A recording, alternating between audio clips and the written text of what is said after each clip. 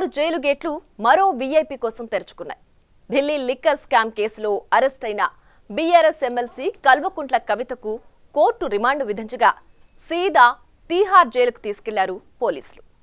అసలు తీహార్ జైలు అంటేనే ప్రముఖ నేరస్తులు, నేరారోపణ ఎదుర్కొనేవారు ఉండే ప్రదేశంగా గుర్తింపుంది.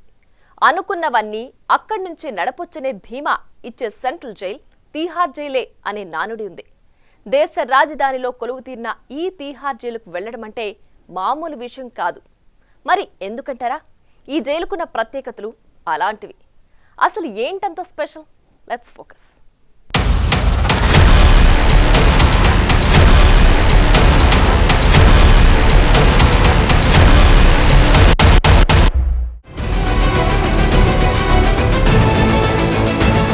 జైళ్లలో తీహార్ జైలే వేరయ్య అనేటట్లుంది ఢిల్లీలోని తీహార్ జైలు. నిజానికి తీహార్ జైలు పేరు వింటేనే వెన్నులో వణుకు మొదలవుతుంది.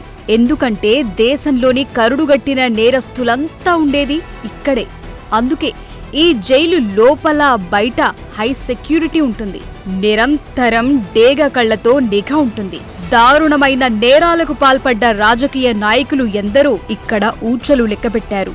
అంతేనా, పారిశ్రామికవేత్తలు, హంతకులు, ఉగ్రవాదులు, ఉద్యమ నాయకులు ఎంతో మంది తీహార్ భోజనం రుచి చూసిన వారే. ముఖ్యంగా హై ప్రొఫైల్ నేరాల్లో నేరారోపణలు ఎదుర్కొంటున్న వారు రిమాండ్ కింద కూడా ఈ జైల్లోనే ఉన్న సందర్భాలు ఎన్నో. ఇక మార్చి 15న హైదరాబాద్లోని కవిత నివాసం వద్ద ఈడీ అధికారులు కవితను అరెస్టు చేసినప్పటి నుండి కవితకు తీహార్ జైల్ తప్పదనే కామెంట్లు ప్రతిపక్షాల నుండి వినిపించాయి. అయితే అరెస్టైన తరువాత 10 రోజుల పాటు విచారించిన అధికారులు ఆమెను తిరిగి కోర్టులో హాజరుపరిచారు. కవిత అరెస్టు తర్వాత ఆటోమేటిక్ గా ఈ కేసులో కింగ్ పిన్ అని ఆరోపణలు ఎదుర్కొంటున్న ఢిల్లీ ముఖ్యమంత్రి అరవింద్ కేజ్రీవాల్ కూడా అరెస్ట్ అవుతారని అంతా అనుకున్నారు. అనుకున్నట్లే కేజ్రీవాల్ ఇటీవలే అరెస్ట్ అయ్యారు. ఇక కవిత రిమాండ్ మార్చి 25తో ముగిసిన నేపథ్యంలో ఆమెను, కేజ్రీవాల్ ను కలిపి విచారించాలని ఈడీ కోర్టులో పిటిషన్ ఫైల్ చేయగా ఏప్రిల్ 9 వరకు జ్యుడిషియల్ రిమాండ్ కు అనుమతిస్తూ కోర్టు తీర్పు వెలువరించింది. దీంతో కవితను తీహార్ జైలుకు తరలించారు అధికారులు. కవిత ఢిల్లీ లిక్కర్ స్కామ్ కేసులో అరెస్ట్ అయిన తరువాత జరిగిన కొన్ని పరిణామాలు కవితకు తీహార్ జైల్ కన్ఫర్మ్ అనే సూచనలిచ్చాయి. వాటిలో ఇప్పటికే మనీ లాండరింగ్ కేసులో జైల్లో ఉన్న సుకేష్ చంద్రశేఖర్ కవితకు రాసిన లేఖ బాగా వైరల్ అయింది.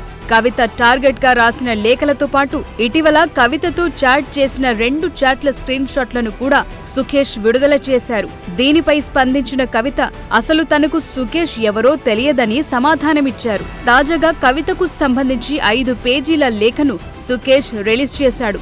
లేఖలో కవిత ప్రస్తావించిన విషయాలకు సమాధానం చెబుతూ ఆమె నెంబర్తో ఉన్న స్క్రీన్ షాట్లు రిలీజ్ చేయటం సంచలనంగా మారింది. దమ్ముంటే విచారణను ధైర్యంగా ఎదుర్కోండి అంటూ లేఖలో సుకేష్ ఛాలెంజ్ చేశాడు.